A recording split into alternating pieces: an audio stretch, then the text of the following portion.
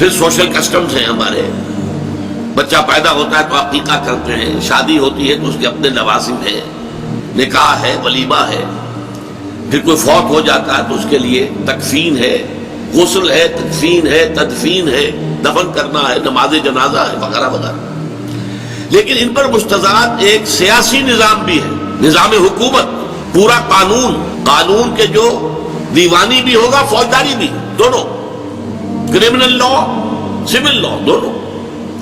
پھر اس کا ایک معاشی نظام ہے، فلاں چیزیں حرام ہیں، سود حرام ہے، جوا حرام ہے، اس کا ایک معاشرتی نظام ہے، کچھ سوشل ویلیوز کا تصور ہے جن کو کہ پروموٹ کیا جانا مقصود ہے، ایک سوشل ایونز کا تصور ہے جن کی ایریڈیکیشن، جن کا استیصال، ختم کرنا جو ہے مقصود ہے۔ تو اسلام جو ہے، میں 3 جمع کر کے کہا کرتا ہوں، 6 چیزوں پر مشتمل ہے۔